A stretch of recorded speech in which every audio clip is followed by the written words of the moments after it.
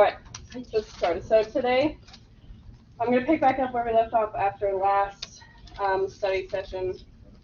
Then next week, I will review your tests. And then after today, if you have any questions about homework, I can go over that too. I can't go over like whole homework questions, but I can assist. So. Okay, so I think we left off at dehydration of alcohols after last time, so we'll pick up at Lucas reactions. So this is another reaction with alcohols. So it's a reaction of an alcohol with HX, X being some halogen. You'll only see chlorine, bromine, or iodine. Fluorine is just too reactive, it just rips molecules apart. So you want to receive fluorine. So in the net reaction, you form an alkyl halide and water. And you don't need a catalyst or heating for these reactions as long as it's a secondary or tertiary alcohol. Primary alcohols won't really react. You can force them to react if you heat, but we just don't really do it because it's really convenient. Because you have to make a primary carbocation. And it really doesn't like to do that. So you'll only ever see secondary, tertiary alcohols for the most part. So just like the other reactions we've seen, is tertiary alcohols will react faster than secondary alcohols, which react faster than primary alcohols.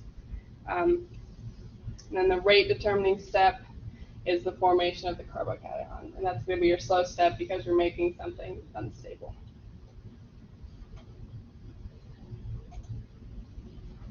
Okay. So I have a few examples here. So this is secondary alcohol, right? And I'm going to react with HBr. So my net reaction, I should end up with an alkyl halide. So I would replace the OH group with the halogen. And then I would end up with water from this OH group bonding with this hydrogen here.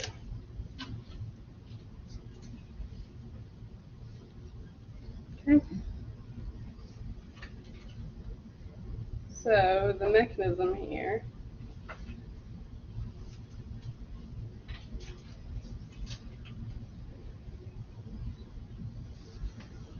Is that an HBr? Where? Oh, okay, never mind. I see it.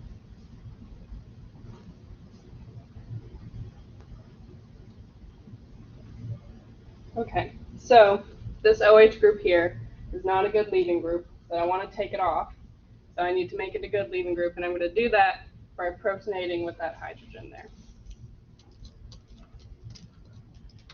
So I'm going to take that hydrogen, and that HBr bond is going to break.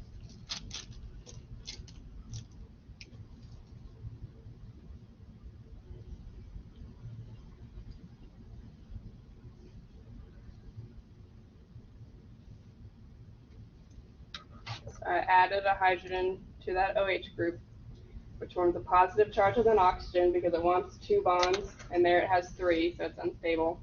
And that makes this a good leaving group, which means it can come off easily. Yes? Brandon, this is like the mechanism. So oxygen is, this is like unrelated, but related. Oxygen is divalent, right? Mm-hmm. Bivalent, yeah. But if it has 2 bonds, so then why is there lone pairs? Because you know, it's always been 8 electrons around an oxygen, but then in classes like it's bivalent, and then I was just really confused because right. So a lone pair of electrons does not mean it's unstable. So a pair of electrons is fine by itself. It just doesn't want to bond. But with the periodic table here, so oxygen is here. It's 2 away from the noble gases. Between these, it needs 2 bonds, 2 electrons to have a stable shell. So a lone pair of electrons does not mean it's unstable. Because if your electrons are paired, you're good, right? Does that make sense? Yeah. Okay, and then like carbon is 4 away from noble gases and needs 4 bonds, and the nitrogen is 3. Does that make sense? Yeah. And in class you said like if it is bonded to like 3 things, it's unstable. Mm-hmm. Because it wants to be So it wants to be divalent, but it wants to have, but with the octet rule, it's gonna have those two free pairs. And so then if it bonds with three or four, it's unstable. So can oxygen bond with more than two things? Yes, but it's unstable. Because it has two lone pairs of electrons, or is it just, it just has this electrons? Yeah, so it has those pairs of electrons which can be donated to other things. You can form more bonds, but it won't be stable. But we form those bonds to make a stable thing. So it's happy with two bonds, and it has the extra two pairs of electrons. Yes, it's happy with two bonds, but we can force it to have more if we want to do things with it. Is that supposed to be a positive charge on top of the Yes, I'm OH2? so sorry. Yeah, okay. So the reason we're adding the lone pairs is so we can make a good lethal group. No, so the lone pairs are already there. Because oxygen always has two lone pairs of electrons if it has two bonds. Okay, I put the lone pairs there so we can show that those lone pairs are going to that hydrogen to form another bond. And then we make the good lethal group. Any other questions? Okay, so now I have this positive charge here. Now this is unstable. Now this carbon-oxygen bond can break, and this can come off.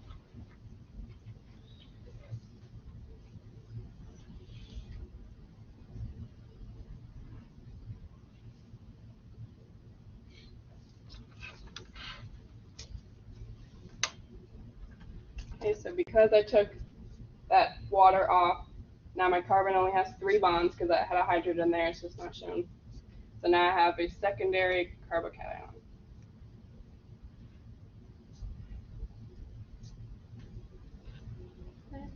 And then I have this anion that I made up here.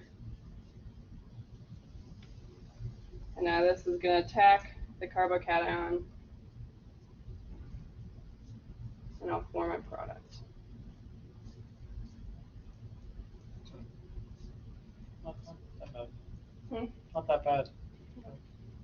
I mean, in terms of the mechanisms, this one's not too bad.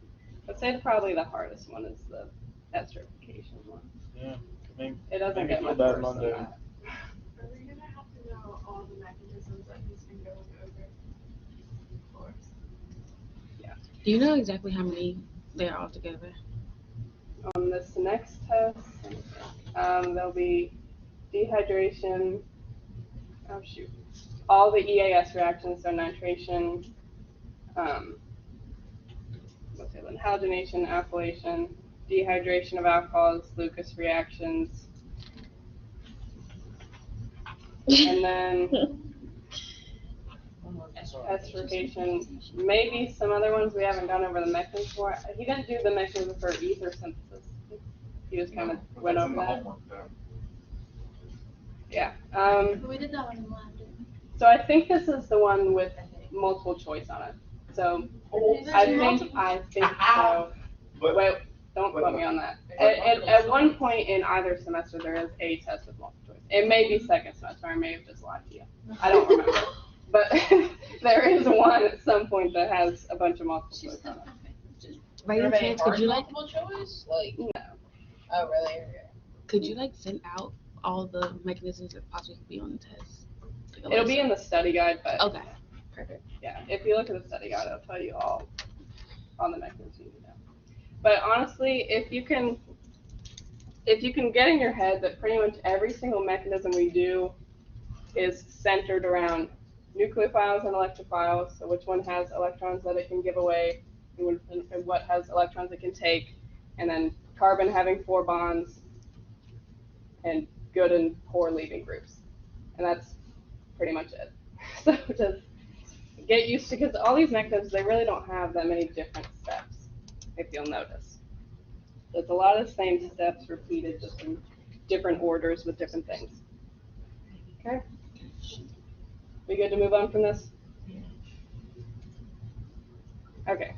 There's another example of this we can go over real quick.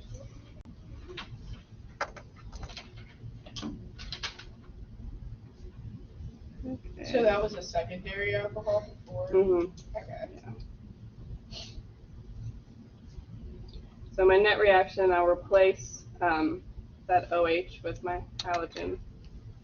and that OH will bond with the hydrogen of water.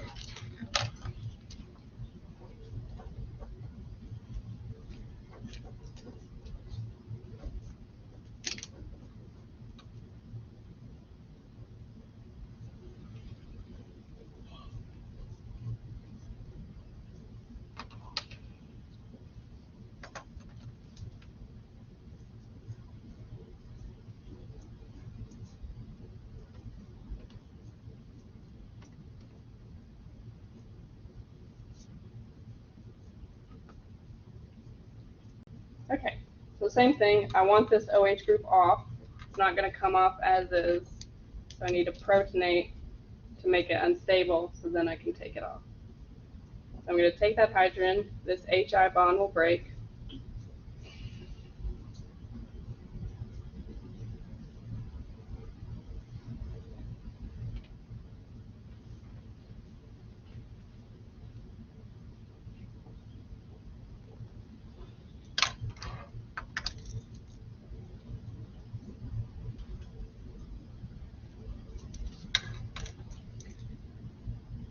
Okay, so I added another bond to oxygen, which gave it a positive charge. So now this is a good leaving group, now it can come off easily. So that carbon-oxygen bond is gonna break, and water is gonna come off.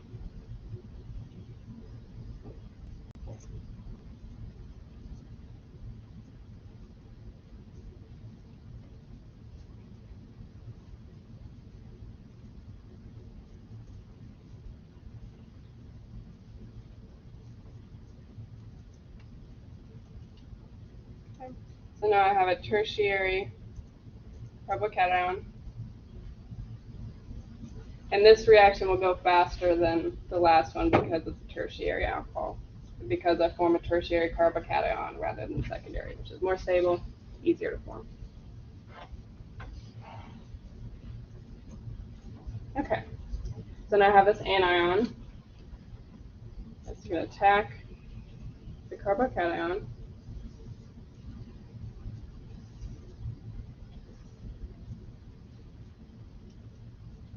So I'll form a carbon-iodine bond, and that is my product.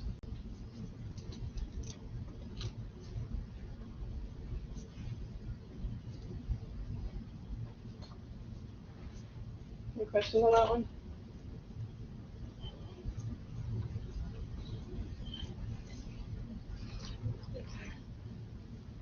What does that say? Under, does that say 2-methyl, 2 what? 2-methyl, 2-butanol. Oh, it's the B. Okay.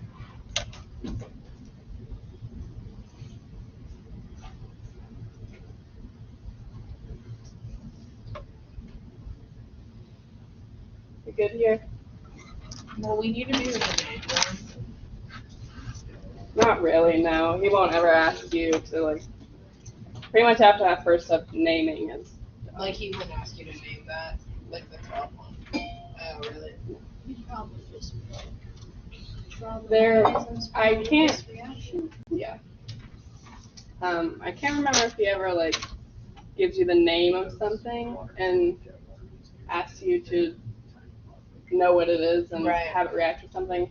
I don't think he does. Naming is, I mean, in terms of all of organic chemistry, naming is really not that important because you can just look up names to anything, right? So the important part is always the mechanisms. I don't think he ever asks you to name anything ever again. All good? Okay. So, past that, learn about phenols. So phenols are an OH group connected to an aromatic ring. Okay. So and this is the general formula for phenols. It's a weak acid, which is due to the weakening of this OH bond because of this conjugated pi bond. So what happens is we have this conjugated pi bond. Remember, in aromatic compounds, you have all those pi bonds just spread out across the whole ring. Okay. So what happens is these lone pair of electrons on oxygen I didn't write them down, but they can also delocalize to this whole mess of pi electrons, which will pull electrons away from this OH bond, which is going to weaken that bond. Does that make sense? So that's why it's partially acidic, and alcohols are not acidic, because alcohols do not have their whole mess of cloud of pi electrons that can spread out. Okay. So that means it'll partially dissociate in water. And in alcohols, your OH has to be connected to an sp3 hybridized carbon. So it has to be connected to a carbon that has all single bonds. For phenols, your OH is connected to an sp2 hybridized carbon.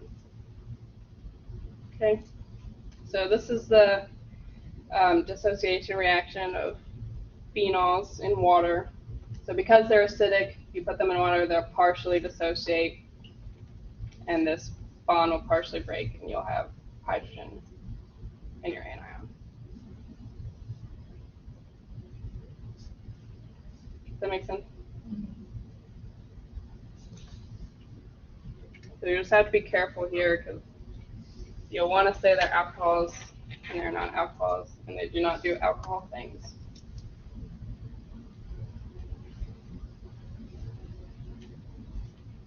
Am I good to move on here? Go right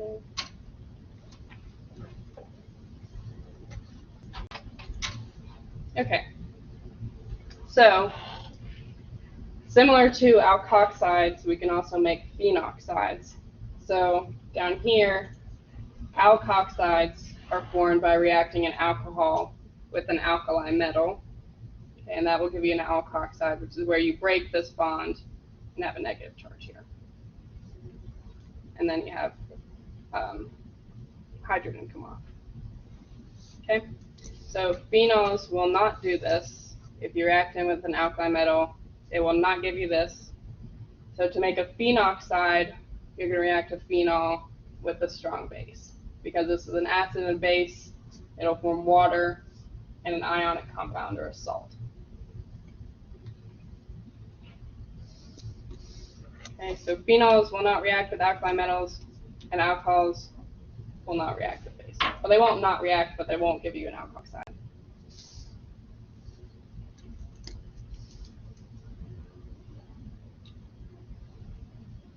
Any questions there?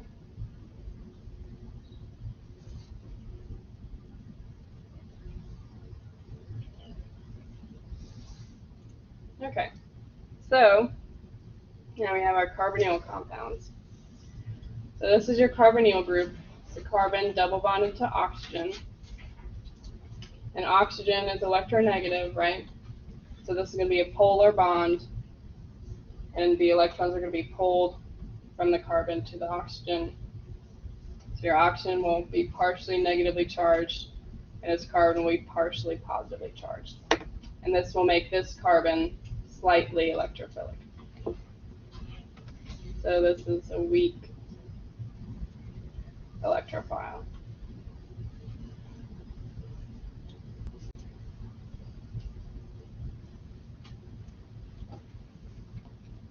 Okay, so we have three classes of carbonyl compounds. You can have an aldehyde, where on one side you have a hydrogen, and on the other side you can either have an alkyl group or another hydrogen. We have ketones, where you have alkyl groups on either side, and then a carboxylic acid, where you have an OH on one side, and either an alkyl group or hydrogen on the other.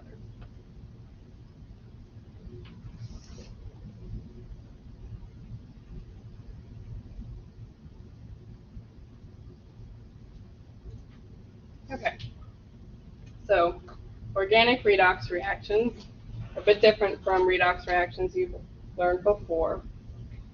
So in my opinion, I feel like this is way simpler to understand than in organic redox reactions. You don't have to pay attention to electrons and oxidation states and everything. You're just paying attention to what's losing, gaining. You didn't you didn't do that in Chem 1. Okay. We talked about it. Yeah, but yeah. we didn't Heard. like it. Okay, so you're just paying attention to if things are losing or gaining oxygen or hydrogen. So And this is potassium permanganate. This is an oxidant, an oxidating agent. So if I have an alcohol and I oxidize it, okay, oxidation is either gaining oxygen or losing hydrogen. So I have an oxidizing agent, I mix it with an alcohol, I'm going to lose this hydrogen here and form an aldehyde. Okay? And then if I oxidize again, I can add an oxygen here and form a carboxylic acid.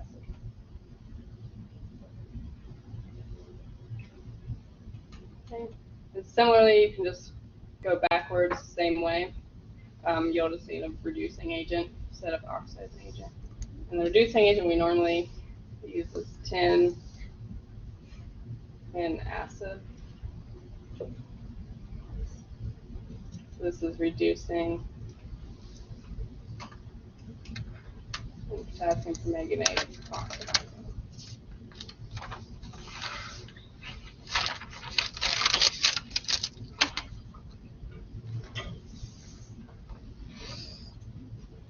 Okay, so that was for primary alcohol. So if you do the same thing with secondary alcohol, you can lose, and you oxidize, you can lose this hydrogen and this one and end up with a ketone.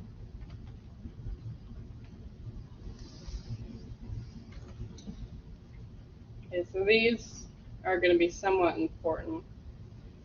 So remember those. It's just going to be important to remember you can go from alcohol to aldehyde, alcohol to ketone, alcohol to carboxylic acid. Yeah, I will either, probably tomorrow at some point. And if I forget, just remind me.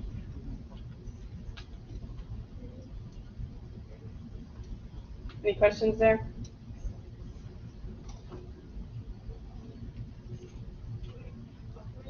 Mm-hmm.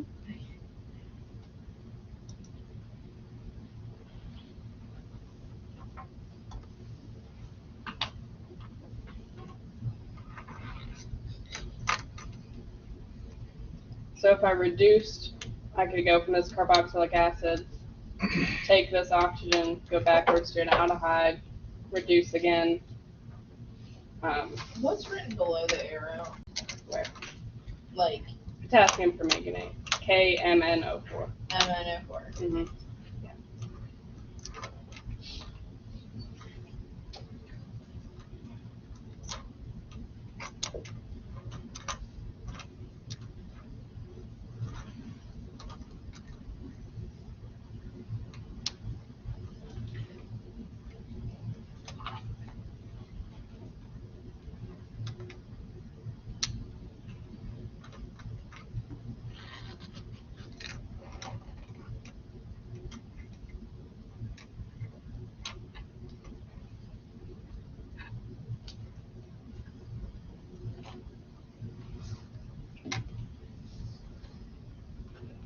Good. Okay. So, esterification. Like I said, this is probably, I don't know, I feel like in my opinion, this is maybe the hardest mechanism. Just because there's a lot of steps. But when you get down into it, it's not that bad.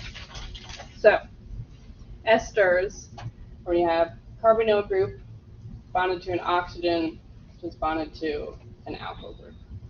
Okay? And this right here is called an ester bond. So Fischer esterification, you have a carboxylic acid and an alcohol, and you make an ester. Okay, and this is just the line structure, and this is structural formula. So this is the same thing. You said the bond between the C and O is the ester bond. Yeah, this is the ester bond. Okay. And for this to happen, you have to have a strong acid as a catalyst.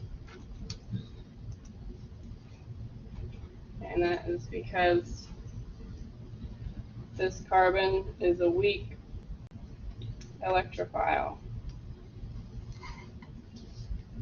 And this alcohol is a weak nucleophile.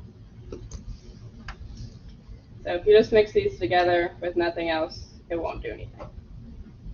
So we have to make one of them strong so that'll react.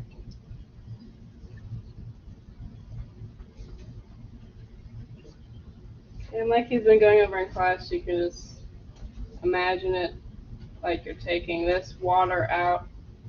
I should have water here too. And then that carbon is bonding to this oxygen and this whole group.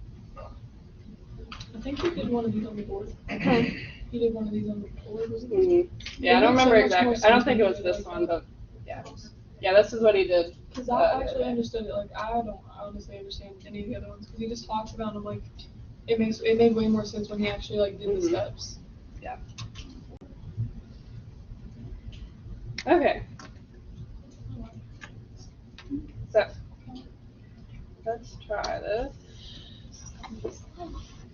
So my overall reaction, this water is going to come out.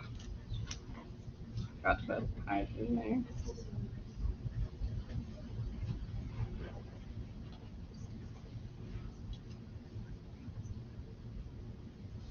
Okay, so the water will come out and that oxygen will bond to that carbon here.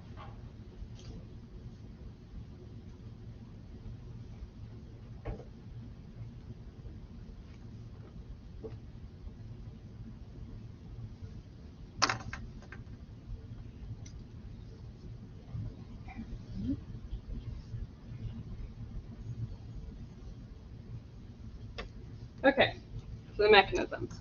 Like I said, that carboxylic acid is a weak electrophile. Alcohol is a weak nucleophile. So they're not going to react unless we do something to make that a strong electrophile.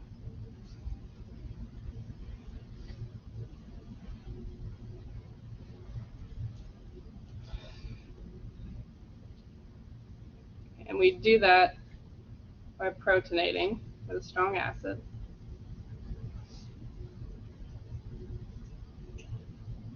The lone pair of electrons from that oxygen, and it's always the carbonyl oxygen, right? It's going to take that hydrogen.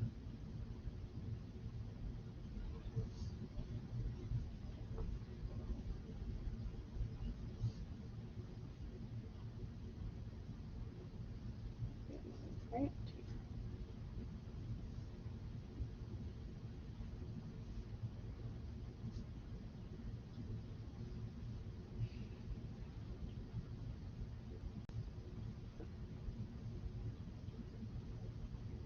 Okay, so I added this hydrogen to this oxygen here, okay, which gives us 3 bonds, which gives it a positive charge.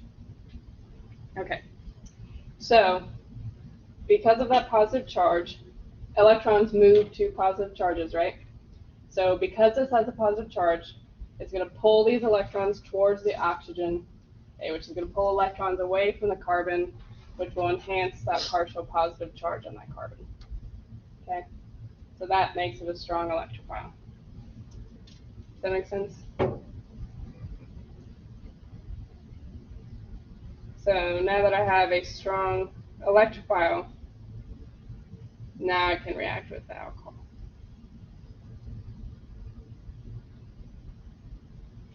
Okay, so that oxygen will attack the electrophilic carbon, and that will break that double bond to keep that carbon tetravalent.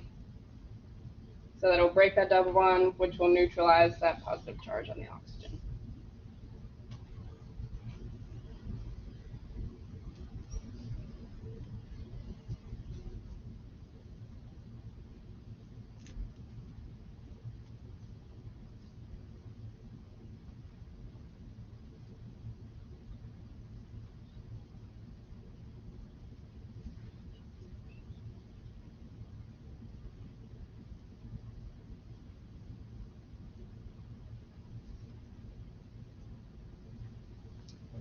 Okay. So I added that whole alcohol molecule to the carbon from the oxygen. Okay, so you're going to form a carbon-oxygen bond. Okay, and then that double bond broke, and those electrons went to the oxygen to neutralize that positive charge. So I end up with 2 OH groups on the carbon because this one has no change. Then I added the whole alcohol. So now, because I made that carbon-oxygen bond here, this oxygen now has a positive charge because we have 3 bonds. So it's connected to this group, to this carbon, and then I still have this hydrogen here. Okay, Wait, it's all crumbled together. Is that I know, I'm sorry. is that CH? That CH3CH? Give me 1 second.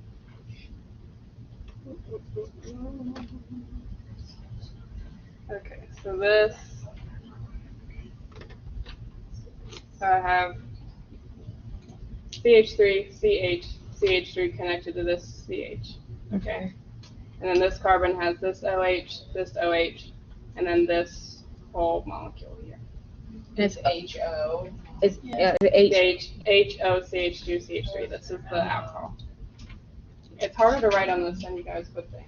Oh, no, I know it's hard, yeah. My first ever study session is completely illegible. Like it literally looks like you had like a kindergarten. And that plus sign goes to the oxygen. Okay. What's the plus sign?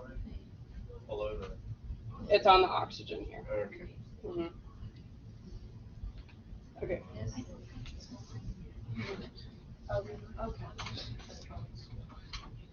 You following me Where's here? that H on the bottom? Is that with the OH or is that? This H is with this oxygen. I'll do another example on the board. I feel like that'd be easier after this one. Okay. Following me? Yeah. Okay. So now I want one of those OH groups off. So I'm going to have an intermolecular hydrogen transfer. Okay. Because this oxygen here has an extra bond, has an extra hydrogen, it can give away. So this hydrogen is going to move from down here to one of these OH groups. It doesn't matter which one.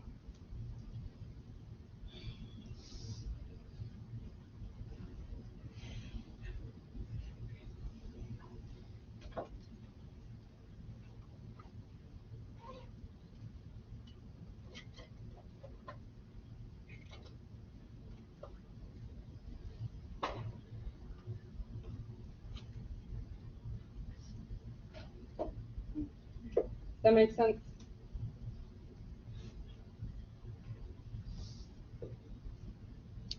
So we're adding another hydrogen. So you took this hydrogen from down here, from this oxygen because it was unstable, and you put it here, so we can take this group off. Okay, because we need one of these OH groups off, and we don't have any good leaving groups. So we're going to take the unstable hydrogen from down here and put it up here, so we can take one of those groups off. Yeah, okay, so it's an intermolecular. Right, you're taking a hydrogen from somewhere in the molecule and putting it somewhere else in the molecule. Would you show that's automatically leaving right there, or do you go to the next step and show it's leaving? What do you mean? The water? Yeah, do you go to automatically Yeah, show? so you have to keep it step by step, so you have to show this hydrogen moving here in one step, and then in the next step, then the water will come off. So this is a good leaving group now. So that water will come off, and at the same time, lone pair of electrons from oxygen will come down and reform the double bond, which will keep that carbon tetravalent and will also help push the water off.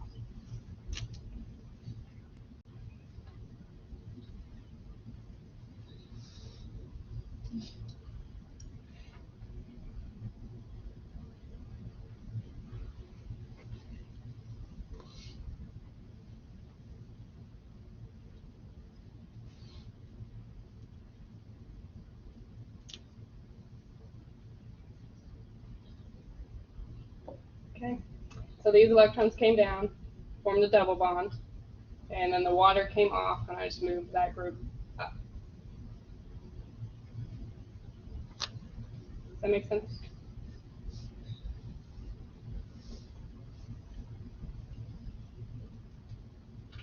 Would you do plus H2O?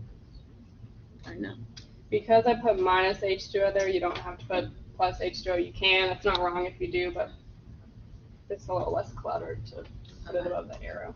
It's not doing anything else in the mechanism. Okay, so now this oxygen has a positive charge, has 3 bonds. Yes. Why do I have to move, like, our thing from the OCH2CH3 from the bottom to the side? You don't necessarily have to, but it just looks, It looks better. yeah, it just looks more normal. You don't have to if that confuses you, but. Yeah.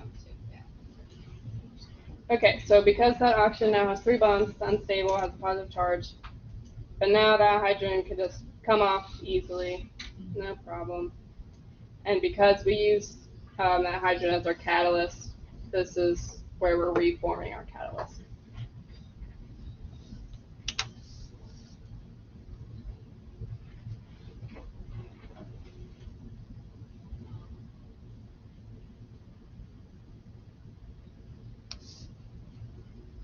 So this is my product.